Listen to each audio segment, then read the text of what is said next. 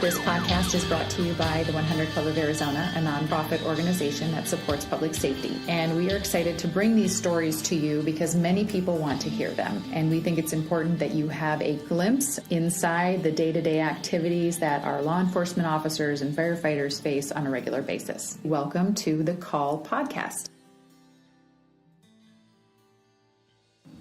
Hi, I'm Angela Harrell, and I'm here today with the beautiful Autumn Barber, who has a pretty incredible story to share with us, and hopefully we can all take away something amazing from her words.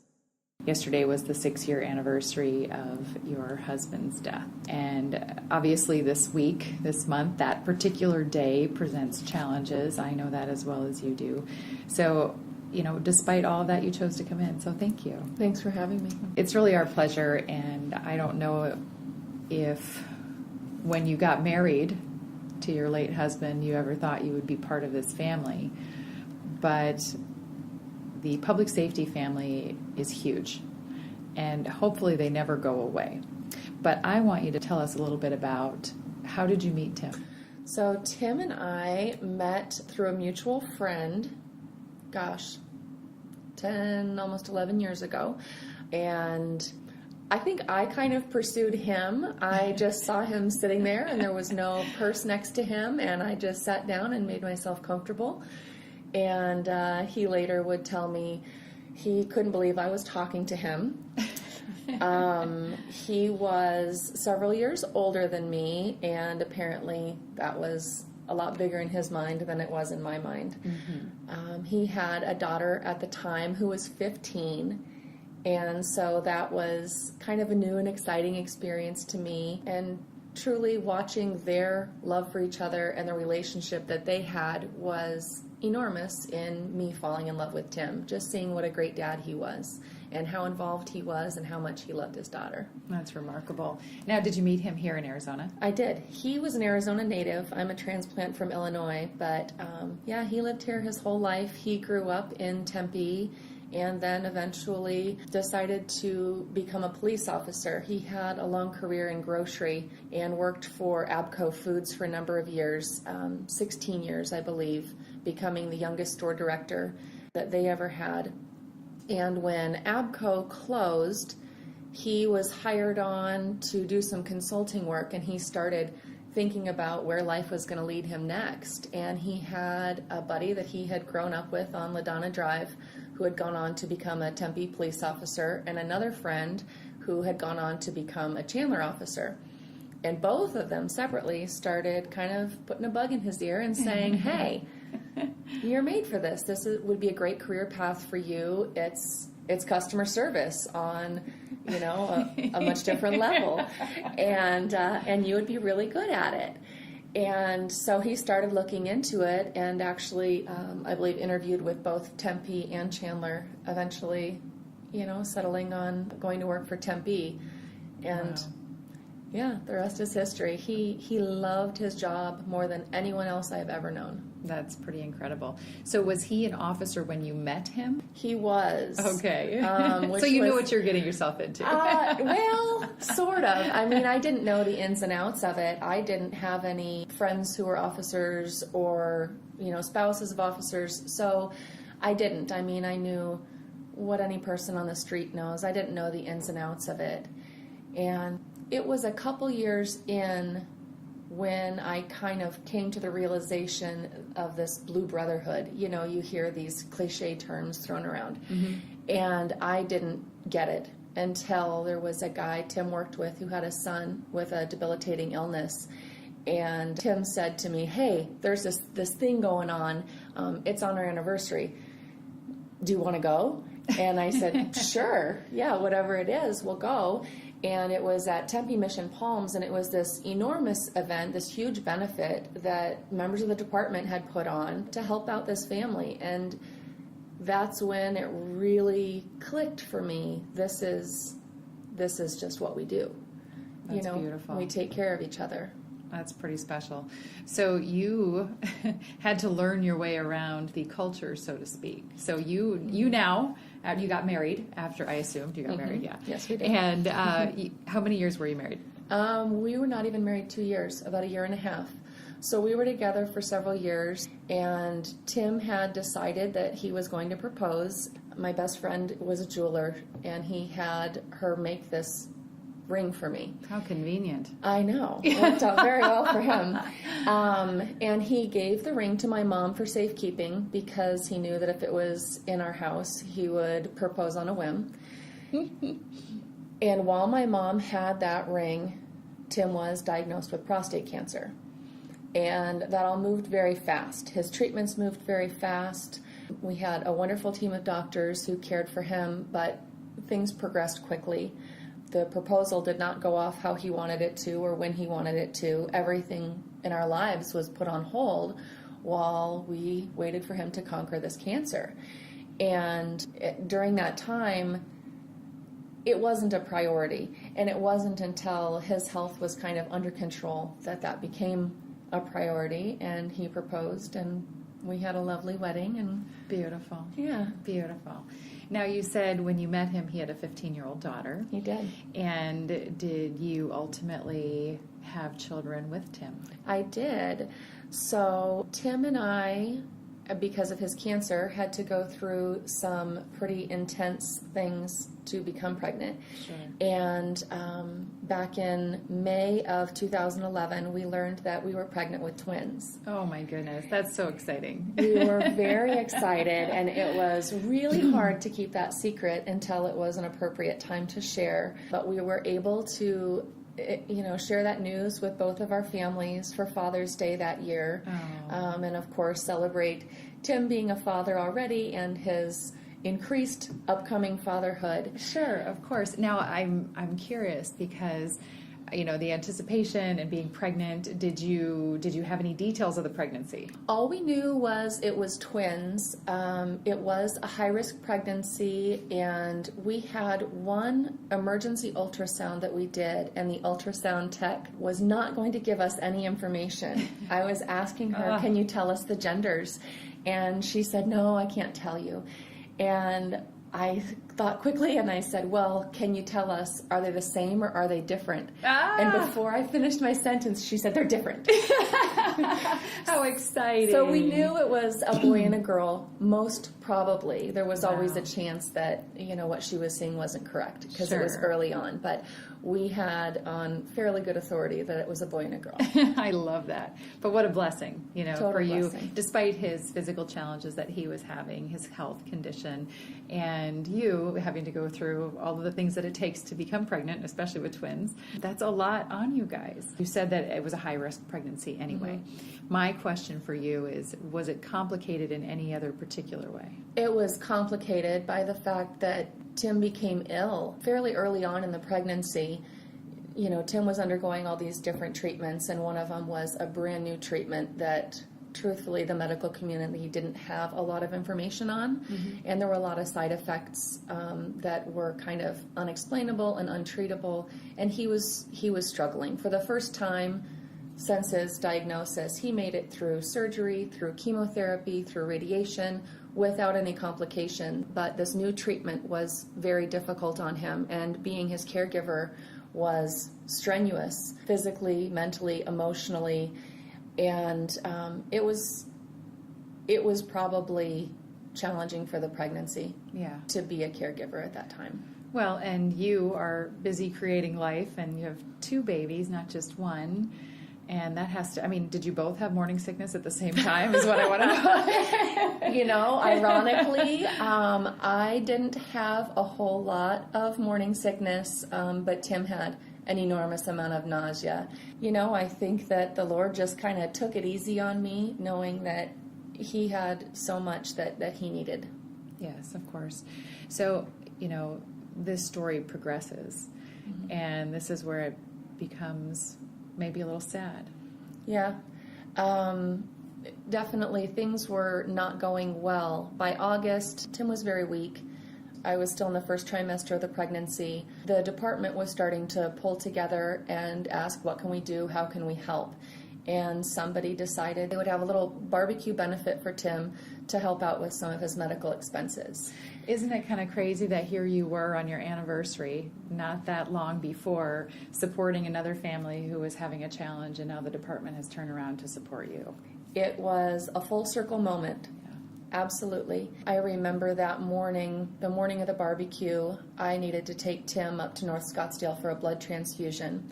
And it was going to be a challenging day. They didn't want us to leave. The hospital staff wanted us to stay there, and we made the decision to still go to the barbecue. So when we walked in, there were hundreds of people packed into this police station, and they all stood up and were applauding Tim. There was news channels there. They were interviewing him. It's such an overwhelming moment to just feel so loved and so cared for by all these people. And looking around, there were officers from all over the valley. It wasn't just Tempe, and it wasn't just police officers. There were firefighters. There was all kinds of public safety servants there. And we stayed briefly, and I had to get Tim back to the hospital. And what we didn't know was that that was the last time anybody was going to see him, because when we went back to the hospital, he never came home. How much time did you spend in the hospital? That was the afternoon. He made it a day and a half. Goodness. Mm-hmm. And here you are, pregnant with twins. Right. And you are in the process of losing your husband. Yeah. Yeah. And Tim and I never thought negatively. His nickname was Mr. Optimistic. Everyone called him Mr. Optimistic. Any situation that he was placed in, he always saw the bright side. He always saw the way out. He always came out on the other side. And it's as if it never truly entered our minds that he could die. We thought he had beat cancer once. He would beat it over and over and over again. And when the cancer came back, we didn't let it slow us down. He didn't let it slow him down. And I was taken aback when I realized what was going on, and it was not even 48 hours before he died when I realized this might be it. Wow. So you were at the hospital with him during this time? Yes. Mm-hmm. Were there a lot of other people there to support you, or did you just need that time by yourself with him? No, his mom and dad were there. His siblings were there. His daughter, of course, was there. His daughter was 20 at the time, and we were an enormous support to each other, I think. We never broke down at the same time. We kind of took turns melting down and supporting each other. She helped me make all of the decisions that were coming. His parents helped me make some of the decisions that were coming. There are things that you don't really think about as a spouse, even as a spouse of a police officer, because while you have in your mind every time your husband walks out the door, this might be the last time you kiss them goodbye because they're going to work, mm-hmm. You don't necessarily think about illness being what will take them. That's just not something that enters your mind, especially as young as we were. Mm-hmm. You know, he was 42, I was 31. I certainly expected to be spending that time in my life planning a nursery, not planning a funeral. Absolutely. And at 31 years old, you don't know how to plan a funeral. I had no idea even where to begin. Tim's grandma was there. She was in her 90s and had planned funerals. Sure. And she guided me a little bit. But that was, again, where the police department stepped up and sent people to help me. A friend of ours whose husband was a Chandler officer got in touch with the 100 Club. Everything is a blur from that week, but I believe it was the next day someone showed up at my door with a check from the 100 Club, which helped me pay for his funeral. Isn't that crazy? I wasn't expecting to pay for a funeral. No. I didn't even know what a funeral entailed Right. or what a person paid for. Yeah, you were planning on buying diapers and, Right. you know, swings to keep them quiet and all of those things. Right.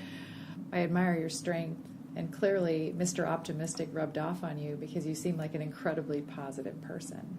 And you say that week everything was a blur, but I'm sure that blur, that fog, stayed in place for some time. Quite some time. Yeah. Yeah, it's hard to describe, and it's hard to come out of. There are still occasions where somebody will mention something to me from when they came to the hospital or the week of his funeral, and I have no recollection of it whatsoever. It's the strangest thing. It's like, you know, your mind just insulates you. Yeah. And I think it protects you. Mm-hmm. It protects you so that you can focus on your unborn children and that you can get through that very challenging time. Absolutely. I'm glad that the department was there for you and that you were able to get some resources, because that is a challenge. At 31, I mean, it's not like you have a little special savings account of, you know, on a rainy day. This is not a rainy day. This is a thunderstorm, hurricane situation, and you don't know how you're probably going to pay your bills, let alone pay for a funeral and raise 2 children. And when were you due? So he passed away in August. He passed away in August, and the pregnancy was as wonderful as it could possibly be, experiencing a pregnancy without one's husband. But the children were born healthy at the end of January, and they were 7 pounds and 7 pounds 1 ounce. Wow. So that's very, very healthy for twins. Definitely. And I'd had a complicated pregnancy up until the time that Tim passed away, including the morning that he died. There were complications in the pregnancy. From that day forward, there was never another complication. And I've often said, I don't know, but Tim was a very good negotiator, and I can just imagine him negotiating and saying, that's fine, I'll go now, but you have to make sure my babies are healthy. I love it. Yeah, what more could you ask for? That they have their own little guardian angel, and as do you. Absolutely. To guide you and see you through these very tough days, months, weeks, years ahead. Yes. So, what was it like to go into labor without him there? It was horrifying. I tried not to have a lot of expectations about the birth or a birth plan per se, because I knew that, especially with twins, there were a lot of things that were outside my control, and that those things would be under the control of my doctors and the babies themselves. And going in, I labored for 26 hours before I ended up with an emergency C-section. But I had Tim's wedding ring on a chain around my neck that I had worn from the day he died, and I'd never taken it off. And when they were taking me into the operating room to perform the C-section, they wanted me to take that off. And I remember distinctly saying, no, I'm not going to take it off, and arguing. And it was an emergency situation, so they really needed to get me in there. So we agreed that I could hold it in my hand. And so I had his wedding band slipped over one of my fingers that I was holding as the kids were born. And my mom was in there with me. You can only have one person in an operating room. She was there with me, and the first baby was born. And I had told her, no matter what happens, stay with the babies. I'll be fine.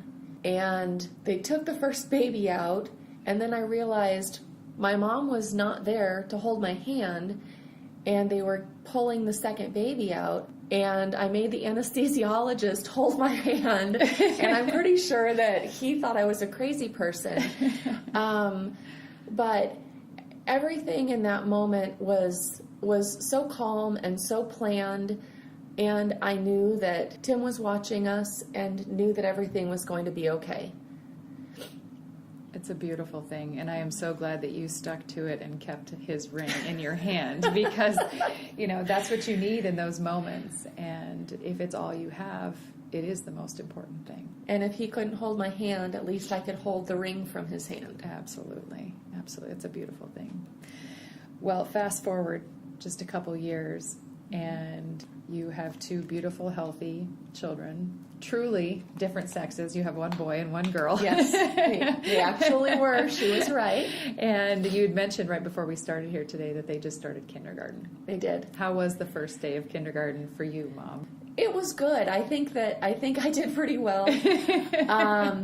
Leading up to kindergarten, it's challenging always, and still filling out that paperwork because the paperwork from the schools always says mother's name and information, father's name and information. And I do choose to continue to honor Tim and put his information in there and write that he's deceased.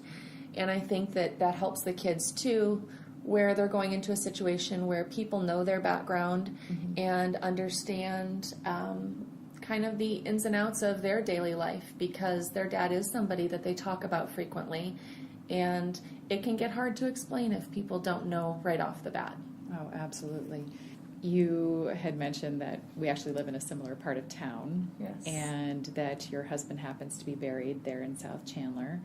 And so do you take your kids there? Absolutely. Yeah, the kids, I've taken them there since they were little bitty babies, and they're 5 now. So it's someplace that they're very familiar with. They're not uncomfortable in the cemetery at all.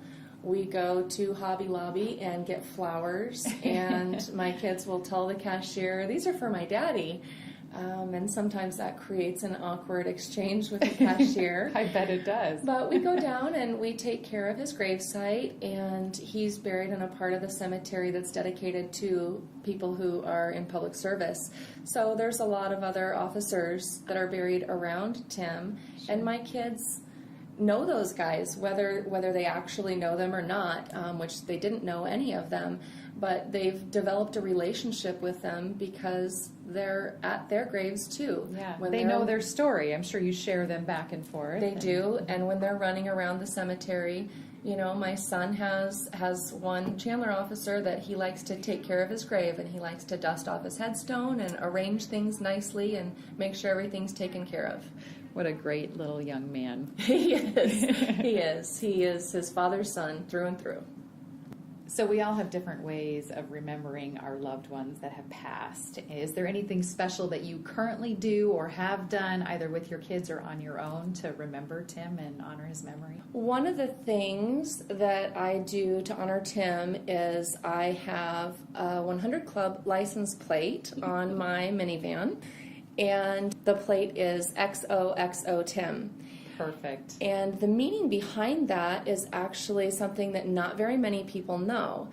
So being a law enforcement spouse, there are times when your husband can get held over at work, and it can be unnerving because you know that they're supposed to be off work, you haven't heard from them, and you can start playing these horrible scenarios through your head. And so early on, Tim and I came up with an agreement, and it was the 1 hour rule.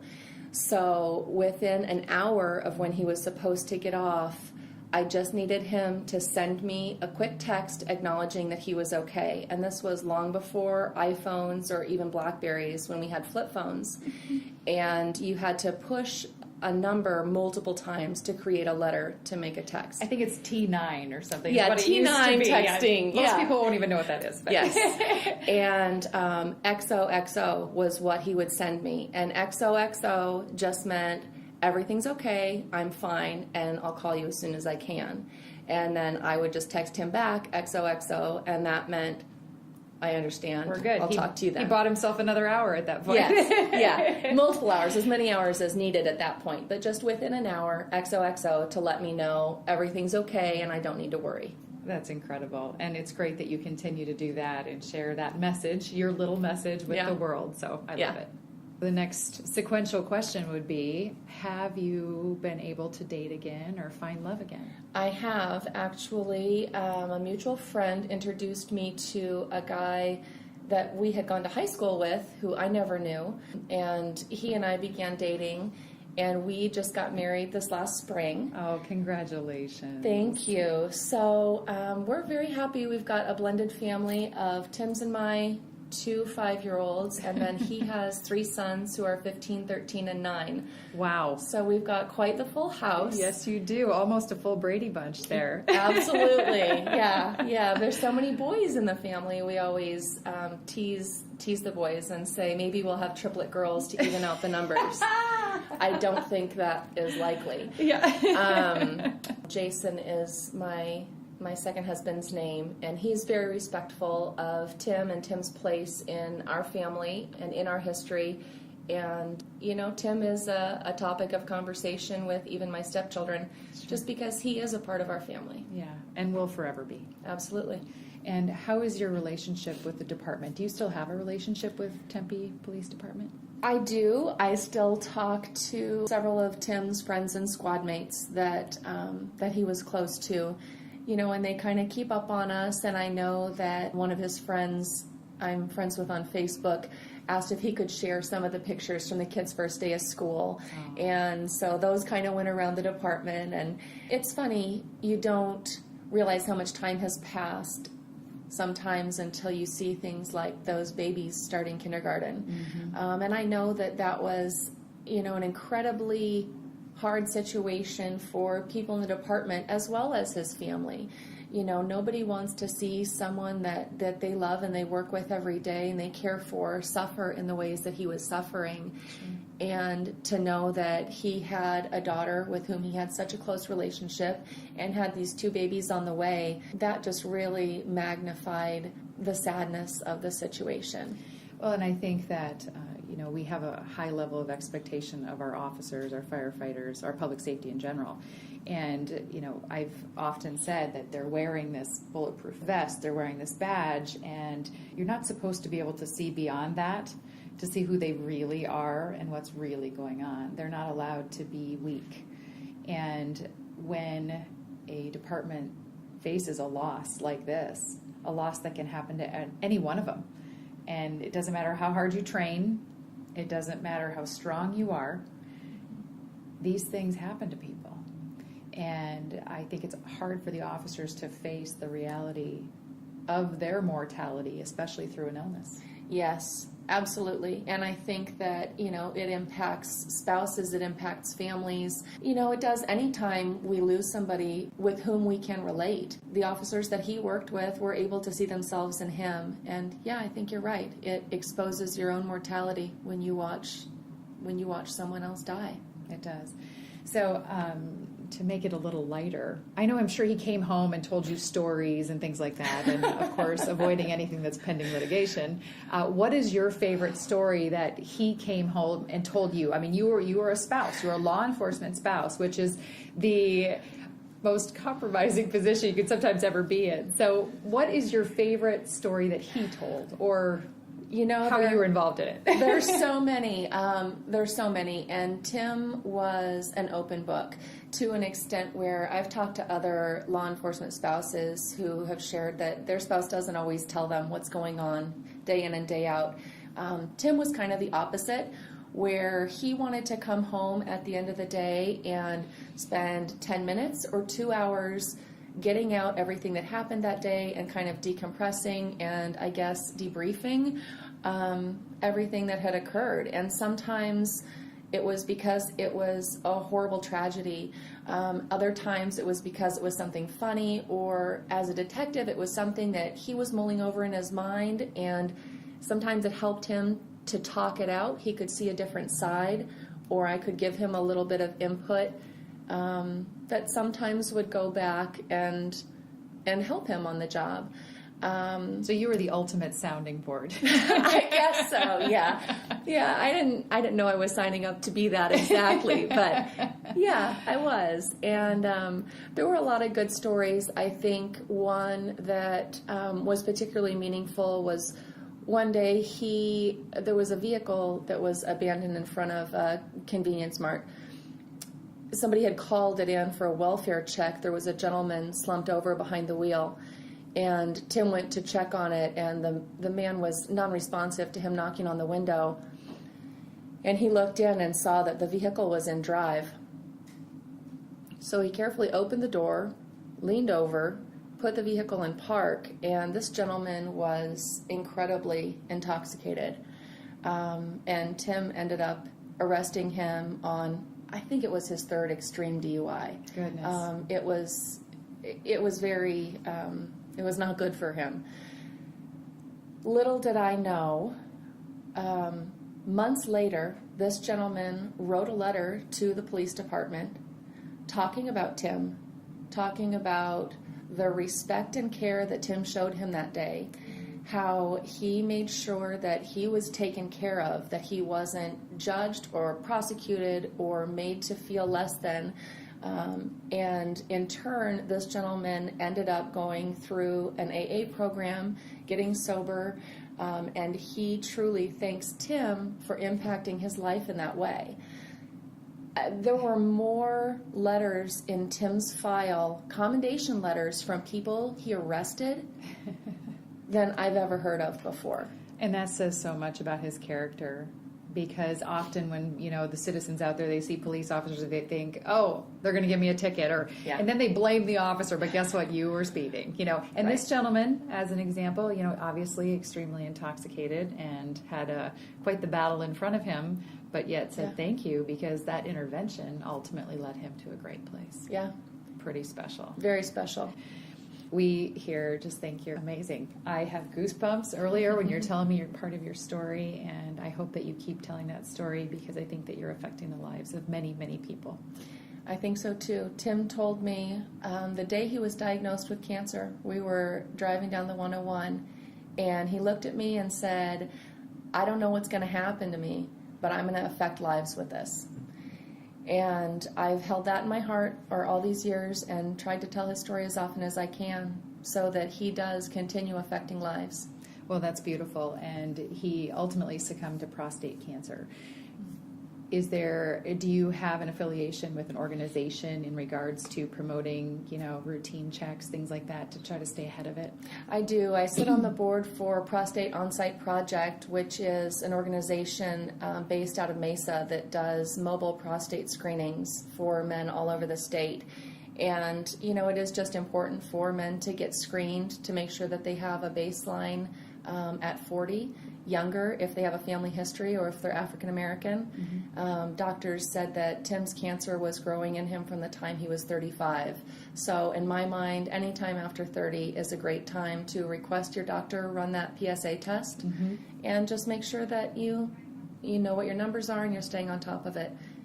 Cancer is a tricky thing and can happen to anyone, so we all need to be mindful. Absolutely, and it doesn't matter if you're wearing that badge or that vest. You are never so tough that you can beat something like that. So early screening is very important. Yep. So thank you, Autumn, for all that you do and for sharing your message today. And enjoy those beautiful little kiddos when they come home from school. Thank you. Yes. All right. Thanks, Autumn. Our takeaway today is simply to make a difference. Tim's life was cut short, as you heard the story that Autumn just told us. And even though it was cut short, she's continuing to do amazing things. And she travels around promoting individuals to get early screening for prostate cancer. And with her story, it is powerful. And she's able to do this and make a difference in other people's lives. And we hope today that you make a difference in someone's life as well. Thank you so much for your time today, and if you were impacted by this story, we would sure hope that you would subscribe to our podcast. And even more so, if you could write a review, that really helps us be seen on iTunes and other avenues, and we want to make sure that these stories get out to the masses. We think it's important. Also, be sure to check out thecallpod.com, because you can see associated videos or links and stories, pictures associated with these individuals, which is pretty neat. So continue to pay it forward. Thank you for your time today, and be sure to check back in and download our next episode. Until then, be safe.